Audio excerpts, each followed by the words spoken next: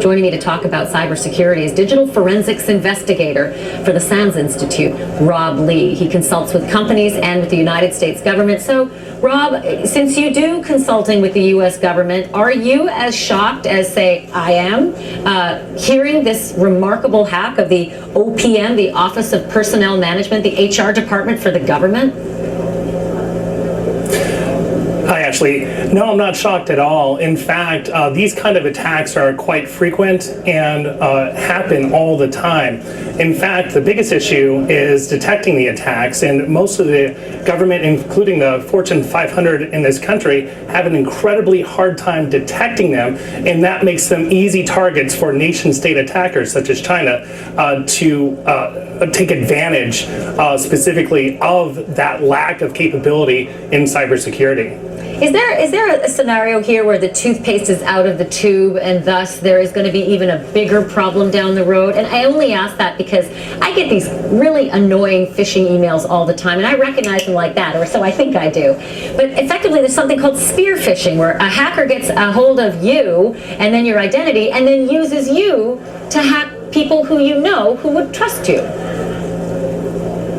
That's exactly right. One of the core difficult problems in cybersecurity is the fact that attackers such as China and other nation states are taking advantage of ordinary individuals inside the workplace. They send them common emails with attachments or web links in them, trying to get them to open them. Now, these are not the emails that we have all been accustomed to that are originating from Nigeria or from Africa. These actually look like legitimate emails that your own organization might have sent out.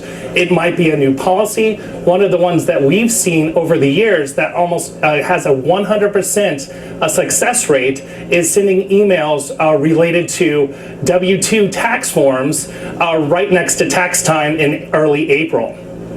Oh, man, you know, I've been so tempted by those, but I get them the old snail mail way. But that is really scary to think that somebody would have to think twice about a W-2. Just quickly, can I ask you about there is this very strange list that puts the United States at the very top of victimization by global hacking. Thailand is number 2, but way, way below the U.S. Why is it that we are so valuable to hackers around the world, and who's doing more of it? Is it the outsiders, or is it within our own borders that's doing the most hacking to us?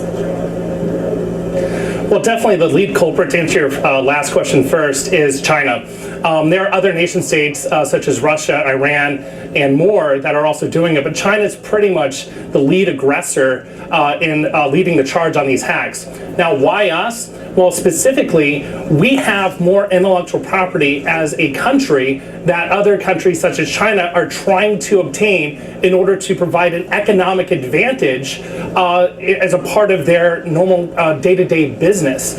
China views any information, including that which is stored by our government or even our top commercial industry, such as Microsoft, Google, or Apple, as ripe pickings. And because it's so easy to accomplish, and there's zero threat of arrest and zero threat of any actual deterrent that's going on, nothing is telling China or other countries, hey, this is wrong, you should not do it. And as a result, there's no pushback that will eliminate this in the near future. Expect this to become a common news cycle from this point forward. Well, then expect us to be calling you a lot more and open up your calendar to be on the show more, because you're extraordinary with your information base. I really appreciate it, Rob. Thanks for doing this. Thank you very much. Rob Lee joining us. Wow, digital forensics. You had to know that was going to be a good vocation.